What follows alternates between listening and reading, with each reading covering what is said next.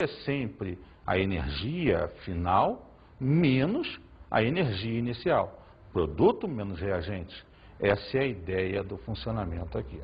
Vamos olhar isso graficamente. Vamos ver os gráficos de um processo. Reação exotérmica. Entalpia menor que zero. Uma reação onde A produz B mais calor, significa que você produziu calor porque a entalpia do reagente é maior que a entalpia do produto. Sendo assim, quando se calcula o ΔH, entalpia do produto menos entalpia do reagente, ela será menor que zero, porque o produto tem quantidade de energia menor que o reagente. Então, se você diminui um número menor de um maior, esse resultado será sempre negativo. Por isso, a entalpia negativa caracteriza o processo exotérmico. Então, em uma reação onde A produz B, se a entalpia é menor que zero, vamos ver o gráfico. Observa que todo gráfico termoquímico, ele avalia a entalpia ou energia da reação em função do caminho da reação, do funcionamento. Reagente, formação de produto. Então você está vendo o processo ao longo da reação, no caminho da reação. Vamos lá, reação endotérmica. ΔH maior que zero. Exemplo, você vai ter uma substância A e agora repara, o calor está no reagente, porque ele vai ser absorvido ao longo do processo, produzindo B.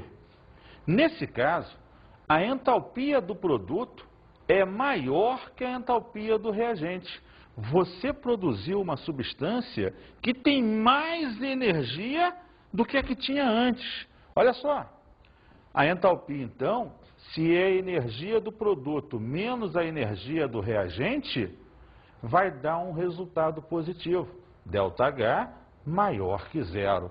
Por isso, nesse caso, você caracteriza a absorção, porque o produto formado tem mais energia do que o reagente de antes. Então, um número maior menos um número menor vai dar um resultado positivo. Vamos ver então. Se A produz B e a entalpia é maior que zero, então, observe graficamente. A substância A está mais abaixo de que a substância B. Então, A tem menos energia e produziu B, que tem muito mais energia.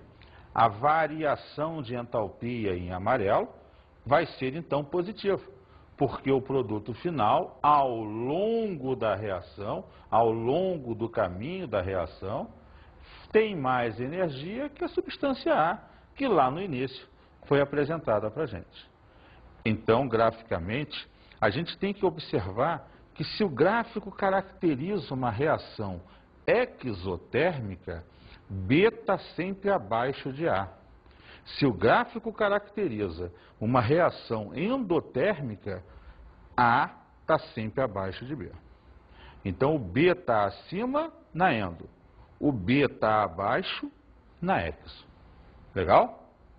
A entalpia padrão é necessariamente a quantidade de energia gerada por uma substância altamente estável na natureza. Hoje é considerado entalpia padrão principalmente a das substâncias simples, que a 1 atmosfera e 25 graus Celsius se igualam a zero. Ou seja, a natureza não gasta energia nem libera energia na produção dessa substância. Então, essa seria uma entalpia padrão para as substâncias. Olha o exemplo. Estado padrão de uma substância. Entalpia padrão, ou H0. Forma mais estável desta substância. Exemplo, gás hidrogênio, H2. Entalpia padrão igual a zero. Gás oxigênio, O2. Entalpia padrão igual a zero. Só para você perceber, então, toda vez que uma substância simples estiver no seu estado mais estável, a sua entalpia padrão é igual a zero. Vamos falar agora das equações termoquímicas. Quando você trata de uma equação termoquímica, é a forma que a química tem de registrar graficamente todo o processo que ocorreu naquele sistema.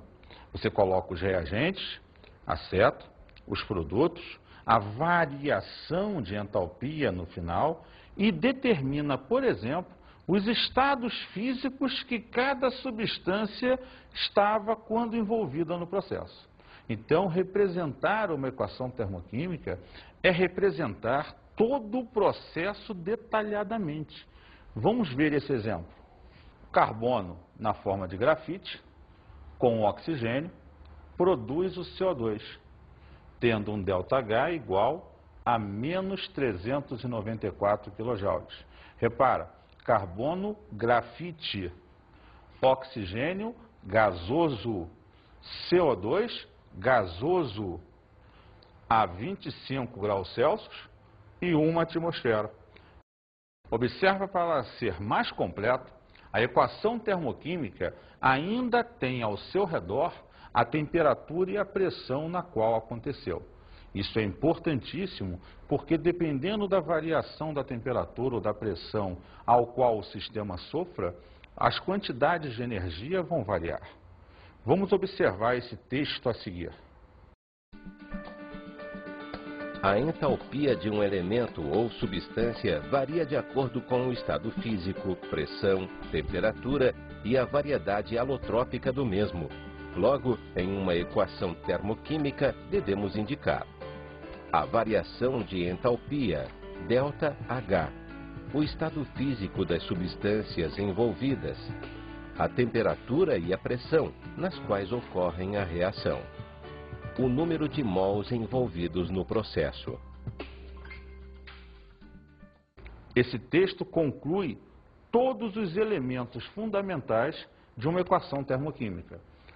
Só lembrando uma última coisa, aqueles números que aparecem à frente das substâncias representam a quantidade de mols envolvidas no processo, coisa que você percebe lá na estequiometria com mais precisão, mas que é fundamental para avaliar o aspecto quantitativo do processo. Vamos observar agora os tipos de entalpia.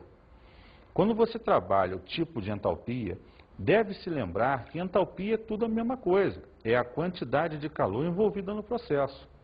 Ela varia quanto ao tipo em função do tipo de reação que está acontecendo. Se é uma reação de combustão, de neutralização, se é uma reação de formação.